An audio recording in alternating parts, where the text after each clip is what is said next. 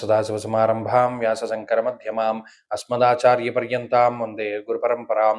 జ్యోతిష్ శాస్త్రాన్ని భావితరాల వారికి ప్రసాదించిన ఋషుల యొక్క పాదపద్మాలకి నమస్కారం చేసుకుంటూ, అలాగే నాకు ఈ జ్యోతిష విద్యను నేర్పిన గురువర్యులు జ్యోతిష బ్రహ్మ కీర్తిశేషులు శ్రీ ఈరంకి సూర్యనారాయణమూర్తి గారు, సూర్యశ్రీ దైవజ్ఞ గారి యొక్క పాదపద్మాలకి నమస్కారం చేసుకుంటూ, ఓం శ్రీ మహాగణాధిపతి నమః, శ్రీ గురుభ్యో నమః, హరి ఓం.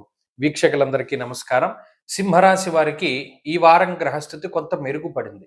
అష్టమంలో ఉండేటువంటి గ్రహాల యొక్క సంఖ్య తగ్గడం ద్వారా ఒకంత మానసిక ప్రశాంతత ఏర్పడుతోంది. గతంలో చూడండి, అష్టమంలో శనేశ్వరుడు, కుజుడు, రవి, బుధుడు ఇత్యాది గ్రహములు ఉండడం వల్ల అనేక రకాలైనటువంటి శరీర అనారోగ్య సమస్యలు, ఆర్థిక ఇబ్బందులు, మాట పట్టింపులు, లేదా ఉద్యోగ వ్యాపార సమస్యలు అనేక రకాలుగా ఇబ్బంది పెట్టాయి ఈ రాశి వారిని. అయితే ఇప్పుడు అష్టమంలో అన్ని గ్రహాలు వెళ్ళిపోయాయి, ఒక్క శనేశ్వరుడు తప్పితే. కాబట్టి అనేక రకాలైనటువంటి ఇబ్బందుల నుండి బయటపడడానికి అవకాశం ఉంటుంది. అలాగే ఈ వారం చివరిలో మీ రాస్యాధిపతి అయినటువంటి రవి తిరిగి మరలా మీకు 4 నెలల తర్వాత యోగించడం అనేటువంటిది కూడా గొప్ప విషయంగా చెప్పచ్చు. తద్వారా మరింత మీకు మానసికమైనటువంటి ఉత్తేజము, అలాగే శారీరకమైనటువంటి ఉత్సాహం ఇవన్నీ కూడా కలుగుతూ ఉంటాయి.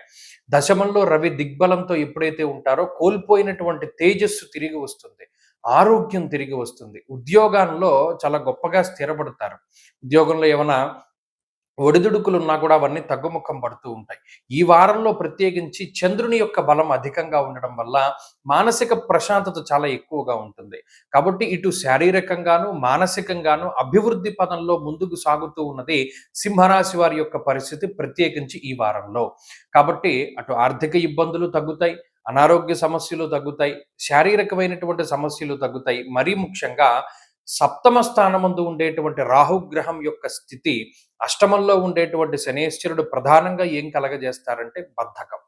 నానా కార్య విరోధ స్యాత్ అన్నారు. అంటే ఏ పని అయినా సరే ప్రత్యేకించి అది ఆలస్యం అవడానికి గ్రహస్థితి కారణమవుతూ ఉంటుంది.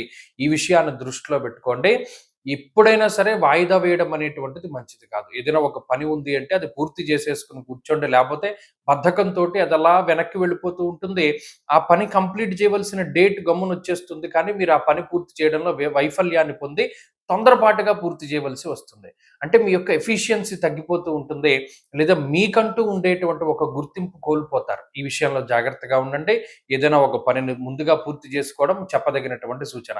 ఈ వారంలో మరిన్ని అనుకూలమైనటువంటి ఫలితాలు సాధించడానికి దత్తాత్రేయ స్వామి వారి యొక్క ఆరాధన చేయడం చెప్పదగినటువంటి సూచన. ఈ వారంలో కలిసి వచ్చేటువంటి రోజు గురువారంగా చెప్పవచ్చును. అదృష్ట సంఖ్య 2, అదృష్ట వర్ణము పసుపు. తదుపరి కన్యారాశి.